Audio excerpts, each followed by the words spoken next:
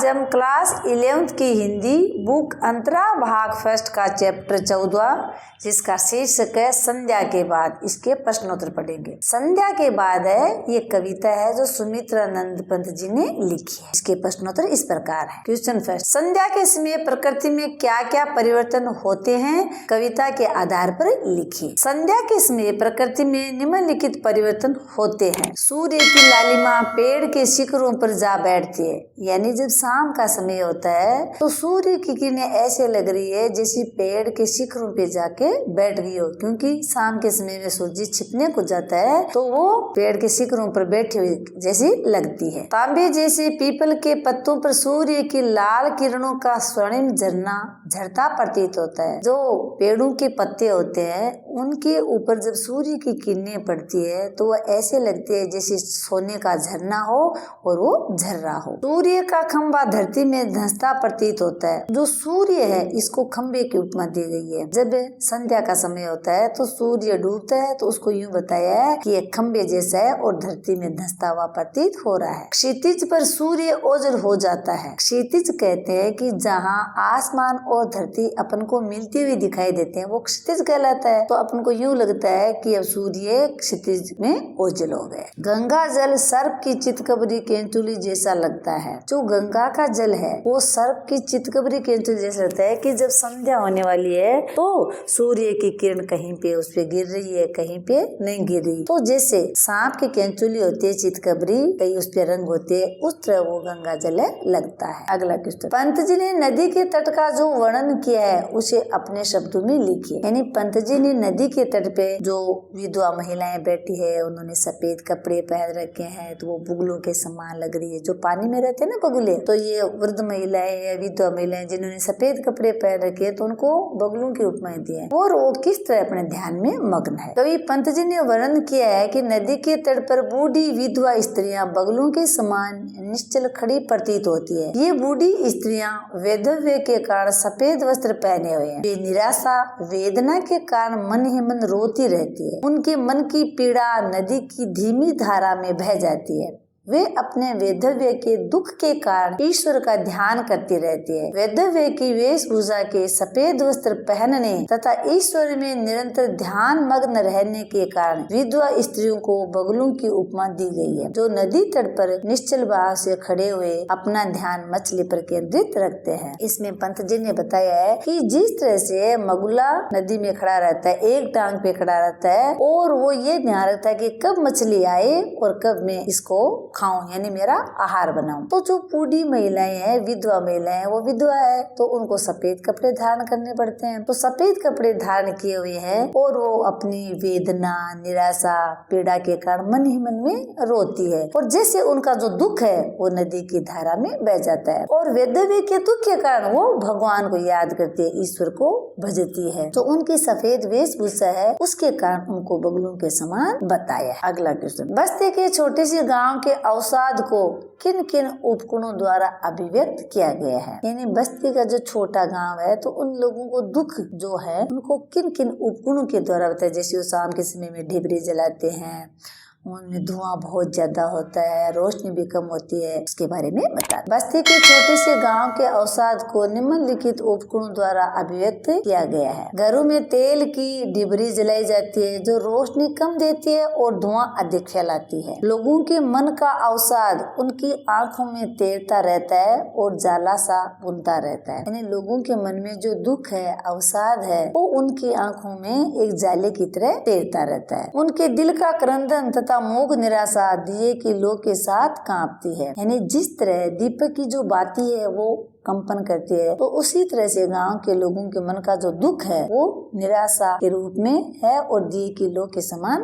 कंपायमान हो रहा है। गांव का दुकानदार ग्राहकों की प्रतीक्षा करता रहता है, ऊँघता रहता है। यानी गांव का जो दुकानदार है वो यूं सोचता है कि भी मेरे पास ग्राहक है, मेरा सामान बिके, और जब कोई ग्राहक नहीं आते हैं तो बैठे बैठे उसको नींद आने लग जाती है, यानी वह ऊँघता रहता है। अगला क्वेश्चन, लाला के मन में उठने वाली दुविधा को अपने शब्दों में लिखिए। लाला गांव में जो दुकानदार था, बढ़िया था, उसके मन में कौन कौन से विचार आते हैं उसके बारे में बताना है। गांव में अपनी छोटी सी दुकान लगाने वाला लाला के मन में ये दुविधा उठती रहती है कि उसी के जीवन में दुख, हीनता और उत्पीड़न क्यों है, सुख सुविधा उसके जीवन में क्यों नहीं है। वह सोचता है कि किसी ने उसकी तरक्की के साधन रोक दिए हैं, तभी तो वह शहरी बनियों के समान बड़ा सेठ व महाजन नहीं बन पा रहा है और न ही अपने परिजनों के लिए साफ सुथरा घर बना पा रहा है। क्या यह संभव नहीं है कि संसार की इस व्यवस्था में ऐसे परिवर्तन आ जाए ताकि उसके साथ ही अन्य गरीबों की भी उन्नति के अवसर मिल सके। जो लाला जी हैं गांव में, उन्होंने अपनी छोटी सी दुकान खोल रखी है, तो वो कहते हैं कि मेरे जीवन में दुख, हीनता, उत्पीड़न क्यों है, मुझे सारी सुख सुविधाएं क्यों नहीं मिल रही। वह सोचता है कि जिस तरह से शहर में बनी है, वो बड़े बड़े सेठ बन गए, उनकी तो खूब बिक्री होती है, लेकिन मेरी इतनी बिक्री क्यों नहीं होती, मैं अपने परिजनों के लिए साफ सुथरा घर भी नहीं बना पा रहा हूँ। तो ऐसे मन में विचार करता रहता है। अगला क्वेश्चन, सामाजिक समानता की छवि की कल्पना किस तरह अभिव्यक्त हुई है। सामाजिक समानता, इसका तात्पर्य है कि जो लोग जैसा कार्य करते हैं उसके अनुसार उनको रुपये पैसे मिलना, उनको कमाई मिलना, उनको सब में सम्मान बांटना, ये बात बतानी है। प्रस्तुत कविता में कवि पंत के द्वारा सामाजिक समानता की छवि की कल्पना इस तरह अभिव्यक्त हुई है कि सकल आय व्यय का समान वितरण हो। सकल माना संपूर्ण, पूरी जो आय है और व्यय का समान वितरण होना चाहिए। जो उनकी आय है उसको इस तरह से बांट देना चाहिए कि सबके बराबर है वो आ जाए। धन का अधिकारी व्यक्ति नहीं समाज बने। जो धन है उस पर किसी एक व्यक्ति का अधिकार नहीं हो, उसके आधार पे समाज बनना चाहिए। सब में सामूहिक जीवन फूंका जाए, यानी सबको समान रूप से रहने के लिए कहा जाए, सब में सामूहिक जीवन फूंका जाए। सब मिलकर जग का निर्माण करे। जो लोग हैं वो सारे मिलकर के वो संसार का निर्माण करे, सब समान रूप से रहे, सबको समान पैसों का वितरण हो, किसी को भी कोई समस्या का सामना न करना पड़े। सभी मिलकर जीवन के सुखों का भोग करे और जो जितने भी लोग हैं सब मिलकर के सुखों का भोग करे। ये नहीं कि एक तो सुख का भोग कर रहा है और दूसरा दुखी है, ऐसा नहीं होना चाहिए। सभी जन सब तरह के शोषण से मुक्त हो। सभी जो लोग हैं वो शोषण से मुक्त हो, यानी उन पे किसी तरह का शोषण नहीं हो, उनको किसी तरह की समस्याओं का, कष्टों का सामना नहीं करना पड़े। जन का श्रम जन में बढ़ जाए। जन का श्रम जन में बढ़ जाए, यानी जो लोग कार्य करते हैं वो सब लोगों में बांट दिया जाए। सभी को सुंदर आवास, वस्त्र एवं भोजन मिले और सभी लोगों को रहने के लिए घर, पहनने के लिए कपड़े और खाने के लिए भोजन मिले। तो इस तरह से सामाजिक समानता की कल्पना कवि ने की है। अगला क्वेश्चन, धर्म और गुण के सम्मान ...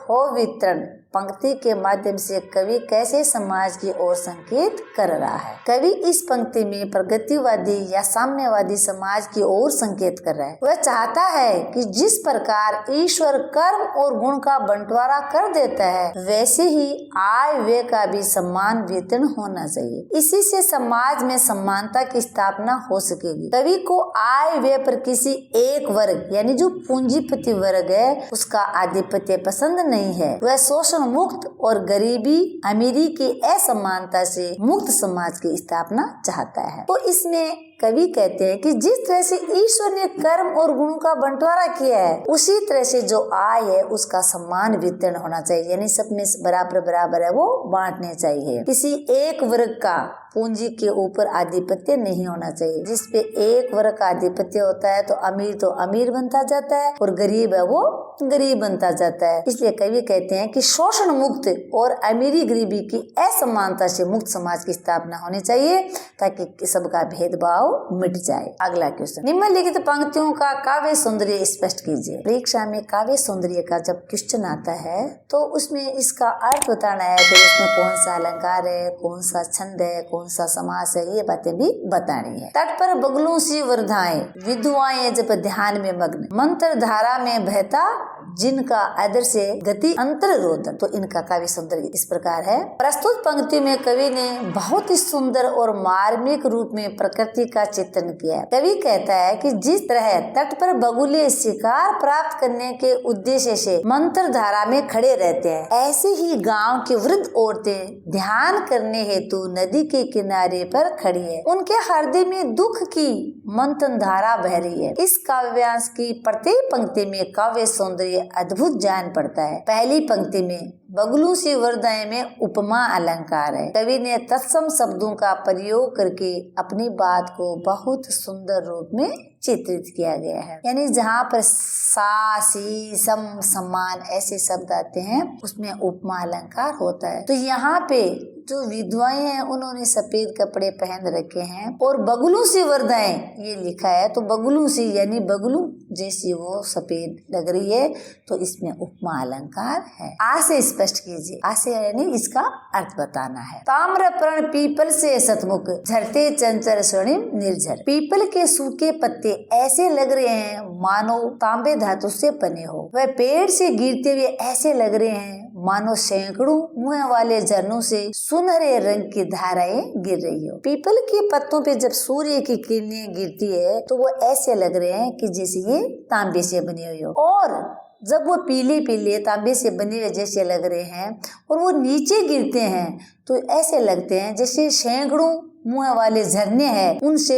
धारा निकल के नीचे जमीन पे गिर रही हो। दीप शिखा सा ज्वलित कलश नभ में उठकर करता निराजन। मंदिर के शिखर पर लगा कलश सूर्य की रोशनी के प्रभाव से दीपक की जलती लौ के समान लग रहा है। ऐसा लग रहा है मानो संध्या आरती में वह भी लोगों के समान आरती कर रहा है। यानी मंदिर के शिखर पे जो कलश लगा हुआ है और उस पे जब सूर्य की रोशनी पड़ती है तो वो दीपक की लौ के समान लग रहा है, और ऐसा लग रहा है कि जब शाम की आरती होती है तो वह भी आरती कर रहा है। सोन खगों की पांति आर्द्र ध्वनि से नीरव नव करते मुखरित। आकाश में व्याप्त खग नामक पक्षी पंक्ति में उड़ रहे हैं। उनकी गुंजार शांत आकाश को गुंजार से भर देती है। यानी आकाश में जो पक्षी उड़ते हैं उनकी जो पंक्तियां हैं वो ऐसे लग रही है जैसे कोई, जब पक्षी आसमान में पंक्ति बना के उड़ते हैं तो उनकी पंक्तियों में से एक ऐसी आवाज आती है जैसे वो आकाश को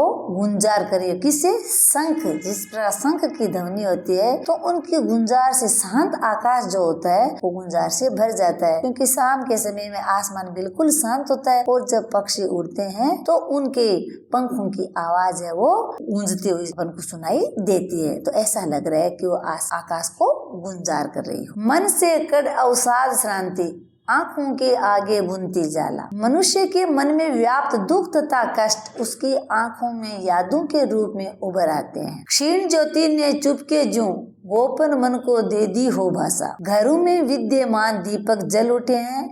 इस अंधकार में उसकी रोशनी अवश्य कमजोर है। उस कमजोर ज्योति ने लगता है गोपों के मन को एक आशा दे दी है। जब घरों में दीपक जल उठे हैं तो उस अंधकार में उस दीपक से रोशनी हो गई है, और कमजोर ज्योति से ऐसे लगता है कि गोपों के मन को एक आशा देती है। बिना आय की क्लांति बन रही सके जीवन की परिभाषा। गांव में लोगों के पास आय का साधन विद्यमान नहीं है, अतः उसके जीवन में बहुत दुख विद्यमान है। ऐसा लगता है कि मानो ये अभाव उसकी कहानी बनकर रह जाएंगे। यानी गांव में जो लोग हैं उनके पास कोई रोजगार नहीं है तो उनके पास आय का साधन भी विद्यमान नहीं है, यानी उनको आय नहीं होती, तो उनके जीवन में बहुत सारे दुख होते हैं। जब उनको रोजगार नहीं मिलता तो अपने रोजमर्रा की चीजें भी कैसे खरीदेंगे। तो ऐसे लगता है कि ये अभाव यानी उनके जीवन में जो कमी है उसकी कहानी बनकर ही रह जाएंगे। व्यक्ति नहीं जग की परिपाटी, दोषी जन के दुख क्लेश की। दोष से युक्त सामाजिक व्यवस्था ही मनुष्य के दुख का कारण है। धन के